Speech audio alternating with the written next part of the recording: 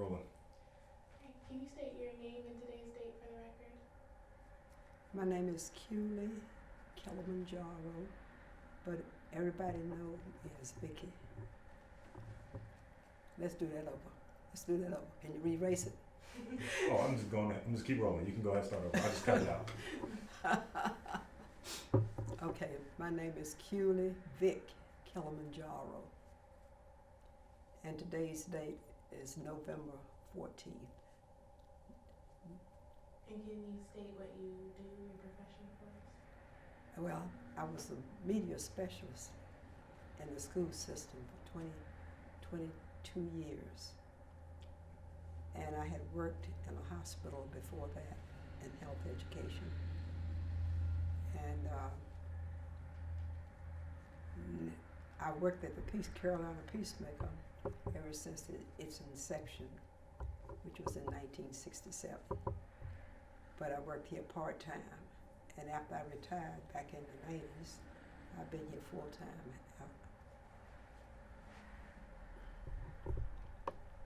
And tell me a bit about where you're from. How was it like growing up there? Okay, I'm from eastern North Carolina, a little place called Jackson. I was born in Enfield, North Carolina, and raised in Jackson, North Carolina.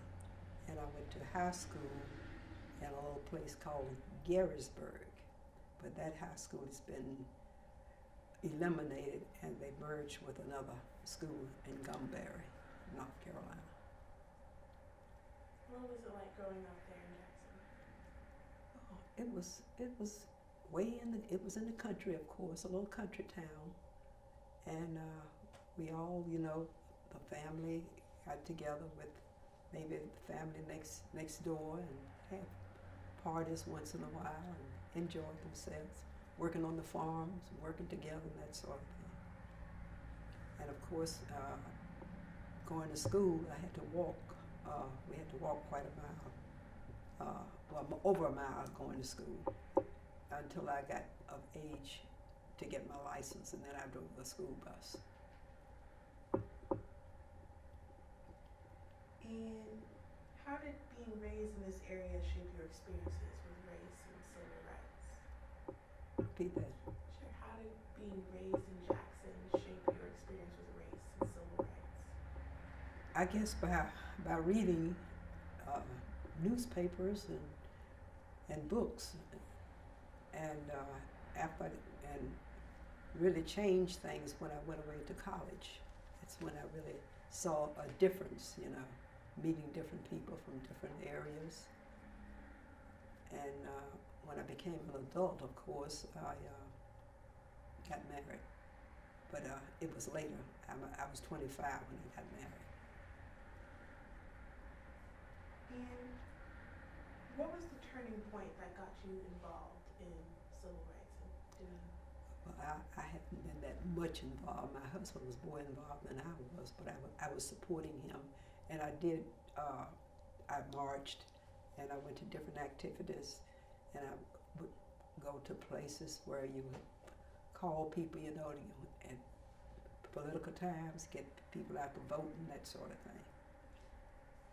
And of course, we lived here for a while, and then we moved from here to the University of Iowa, which is in Iowa City, in university, as a little university town, more or less. And we were there for a while, and then from there we went to Arkansas, a place called Pine Bluff. And during those years is when the civil rights movement just started, more or less. And then later on, in the early 60s, we moved back to Greensboro. And what brought you back to Greensboro? My husband applied, he was working at the University of Arkansas in Pine Bluff. And I was working there in the library. And we wanted to come back to North Carolina because we liked North Carolina so much.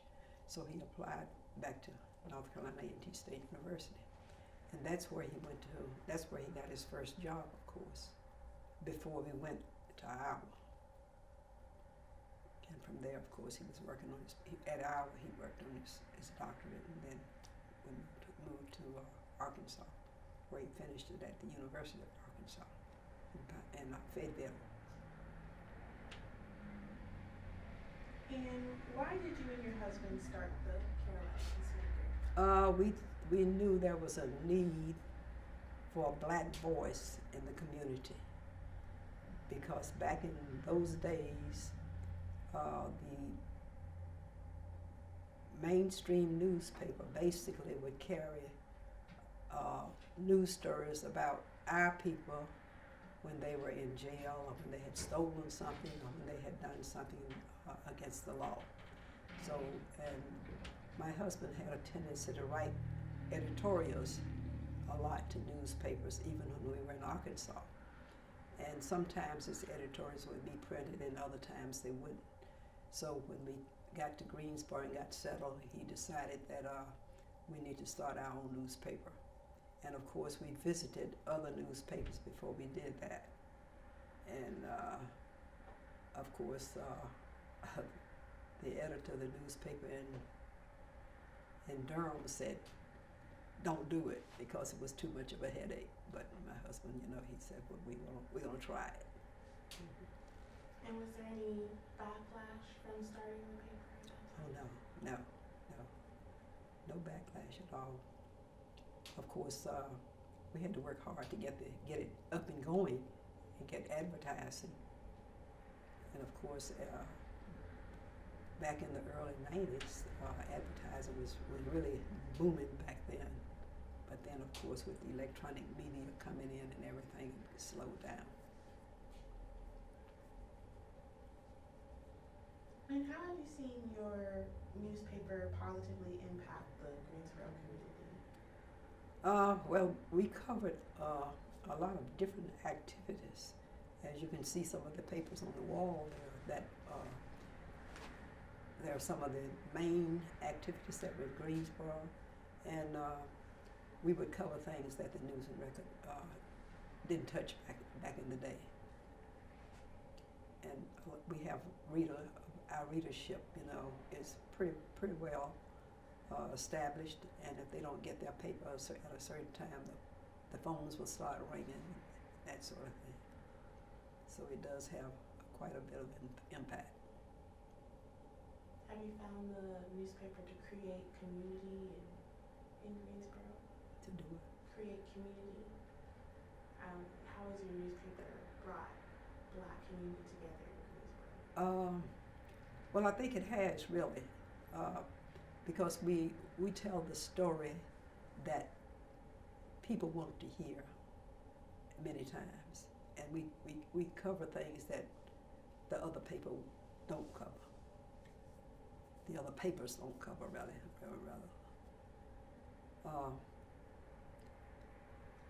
Now, there is something that we're supposed to put in the paper this week, but we didn't. I guess I'm not going to tell you what that was, really. not on that. And you mentioned that you and your husband went to marches together, and one of the marches you were showing me earlier in the back was the March on Washington. Can you describe what it was like being at the March on Washington? Oh, it was exciting. It was really exciting. We went on a bus, and the bus left Greensboro. I guess it was early in the morning, maybe 2 o'clock or something like that, 1 or 2 o'clock in the morning. And we rode to Washington. And when we got there, there were lots of buses everywhere you could see, and people. I've never seen so many people before. And it was just a pool of people, like. And of course, during the time of the March on Washington, they acted like they were a big family. Everybody trying to help somebody. If somebody would fall, they were there to help them up. If somebody were eating something and somebody else didn't have it, they would offer them food and that sort of thing. So it was a great experience.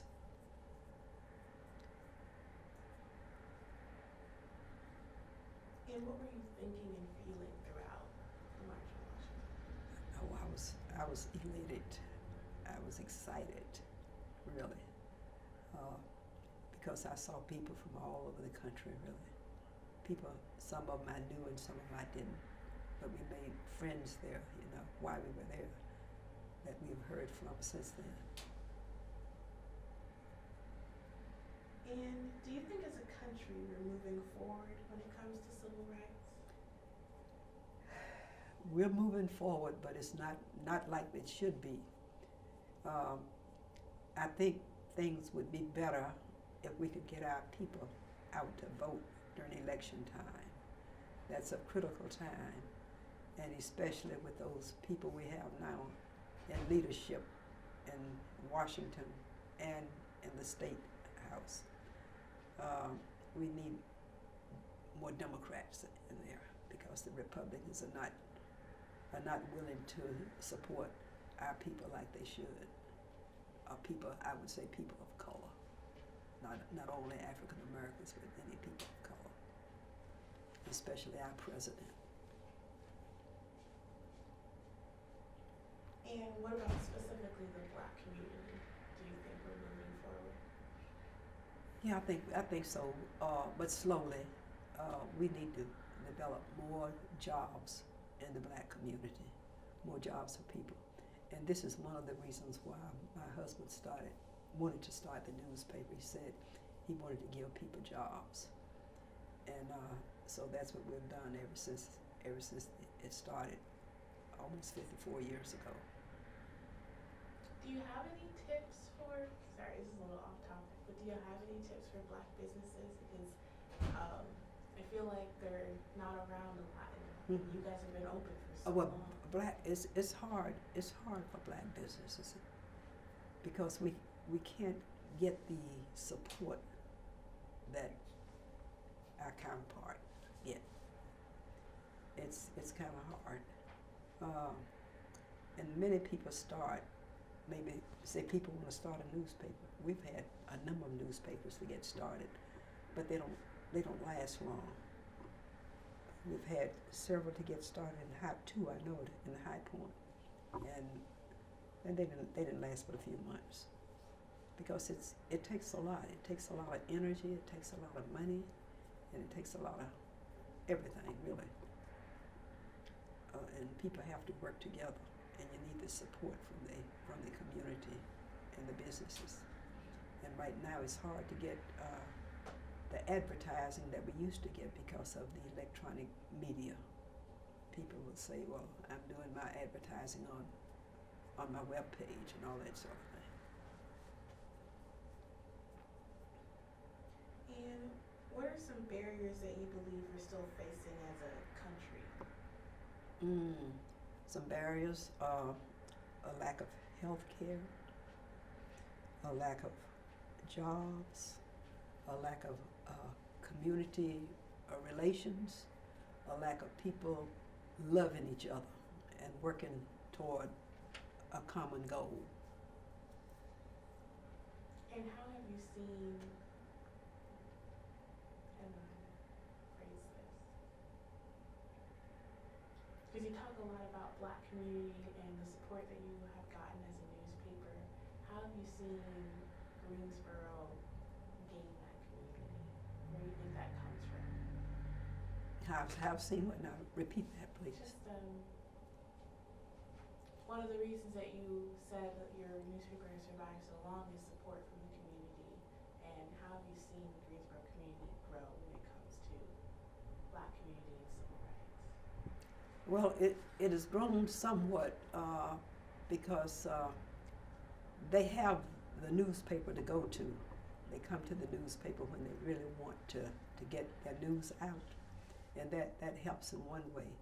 And another way is that the churches do quite a bit for the communities, I think. And of course, we put a number of the churches subscribe to our paper.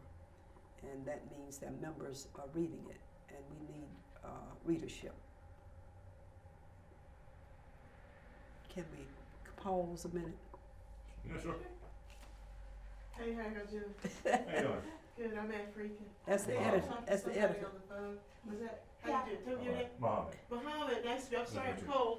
You So started good. October. Oh, okay. How you doing? I'm Yeah.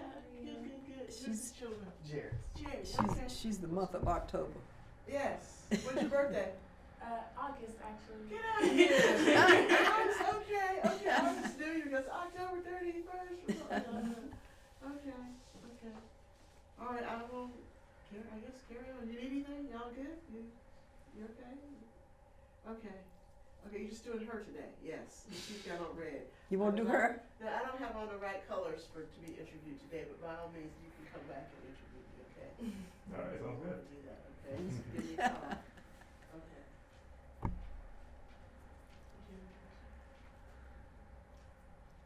I actually have. I'm trying to remember the last time you were talking about. Did you show 'em your pictures? No, I haven't. She's seen those right there. That's all, but they haven't seen the others. Okay. Well, we got a lot in boxes, but anyway. Yeah, we got lots of pictures, lots of articles.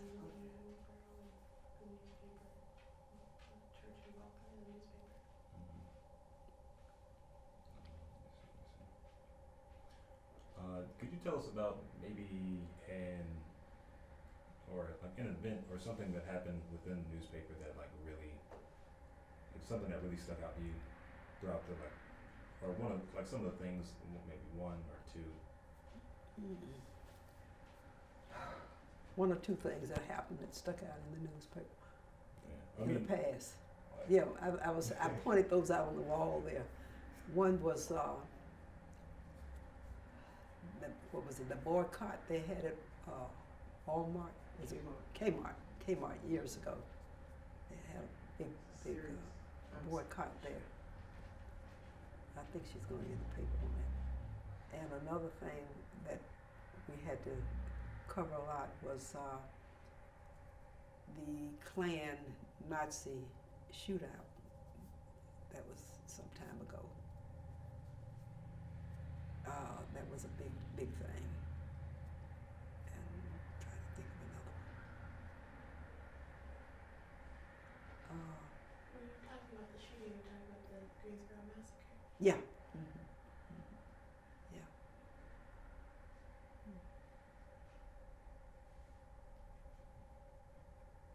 And what is it like covering those big events that happen in the Greensboro Well, community? I didn't cover them. Our newspaper covered them. Yeah, we had people out there covering. People had to be protected, and that sort of thing. So they had to be real careful not to get hurt and that. Yeah. And we did the news when they brought it to us, of course. And of course they were employed in people.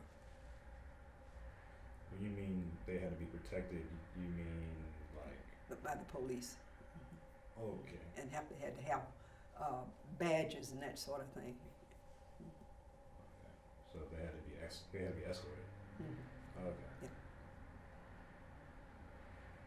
Was there? Even during the sit-ins, my husband and his buddy were arrested. And of course, we have a big picture of my husband with a group of students at the square downtown. Have you been to the Civil Rights Center Museum? Have you seen that big picture on the wall over there? On the wall as you come on the side yes. street, Mm-hmm. and the person standing in the center, up in the center above everybody else, that's my husband. So he was working with the students back then. Yep, trying to keep them safe and calm. Enduring really big movements and tragedies like the Greensboro massacre, what was it like being in Greensboro at that time? The community feel around those events? The community was somewhat, I guess, upset, not knowing what might happen next. And then we had a reporter later on who worked at the Peacemaker here. He got to be a person that the Klan people would trust. And he would even get stories that other newspapers, they wouldn't give to other newspapers, they would give them to us about what was going on,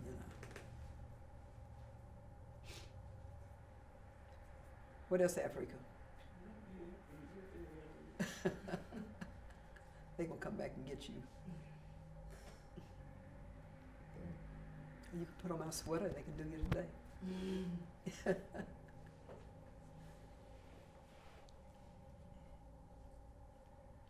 anything else? Yeah, I guess my last question would just be, looking back on everything that you've done, not just the newspaper, but also the marches and looking at the different, just everything you've done, I feel like your life has been so long. What do you think stands out the most to you for why you do what you do, why you do civil rights? We do civil rights and we do things that we feel that will enhance people in the community and make living better for them. You have anything you want us to ask? Let's see.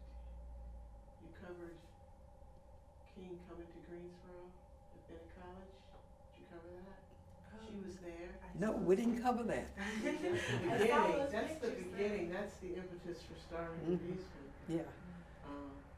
That was in 1958. She can tell you about that. And then a few years later, they were at the March on Washington. I don't know if you covered that. Yeah, we did the March on Washington. Okay, so you didn't go back far enough. Okay, Mhm. okay. Yeah.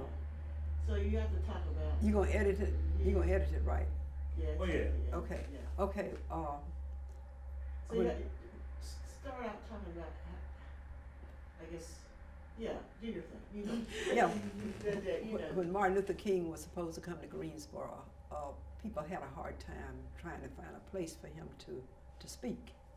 And of course, he couldn't speak anywhere in the school system, and he couldn't speak anywhere at one of the state-supported universities or colleges.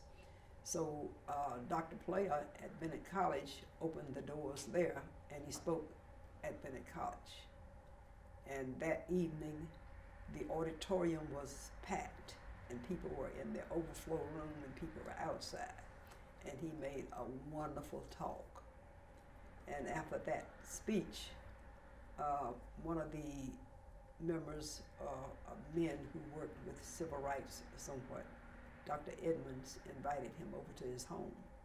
And that's where my husband and a number of other community leaders and their wives met over there.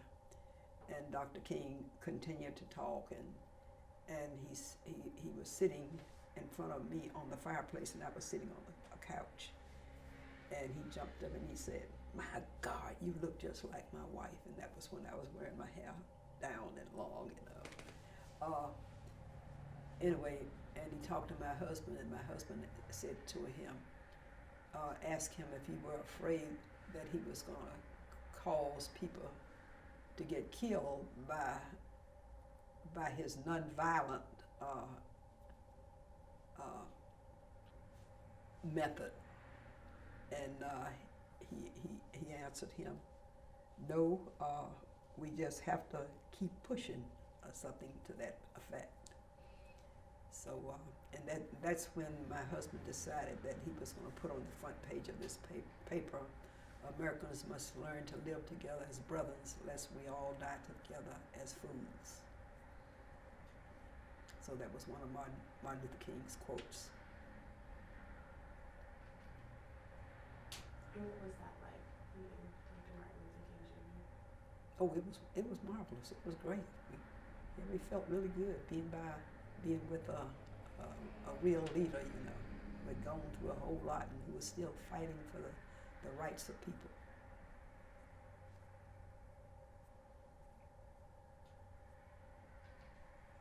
Any other? What year was that? 1958.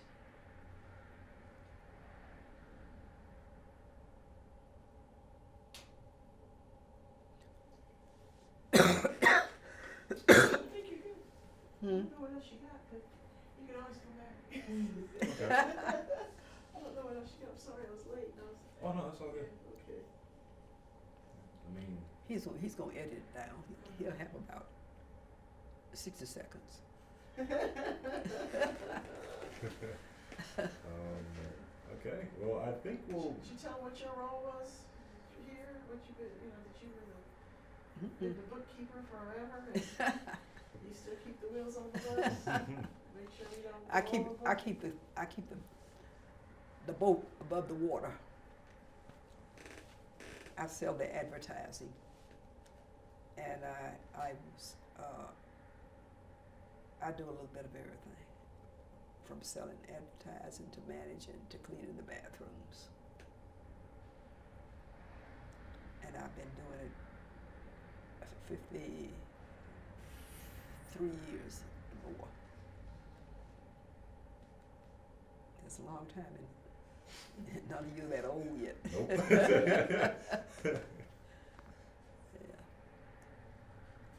Yeah. Even when I worked in the school system, I worked first at Dudley full time, but I had worked at Lincoln and David Jones before that part-time each school. And then I went to work at the school up here, McKeever School. And that was later, much later, and that was exceptional children. And my principal knew that I worked at the Peacemaker. So he would come in and tell me, he said, I would say, I'm gonna have to leave a few minutes early today. He said, go do whatever you wanna do. I know you're doing your job, and you're doing a great job, so I don't have any problem. Go do whatever you wanna do. And that's what I did. And people from the office would come down sometimes. If they needed something, they'd come down and come up the steps and get it. Whatever I had that they needed. So it wasn't hard. For you. It wasn't too hard for me. Not being in there.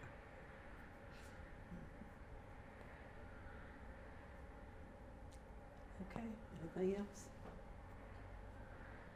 So we gotta cover where you're from and all that? Yeah, I did that. Yeah. Oh, okay, good. Uh-huh. Okay.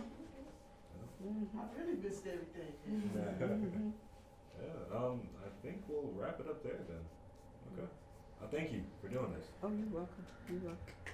Yeah, small applause, small No, applause. it hasn't been that good now. Oh, my Applause.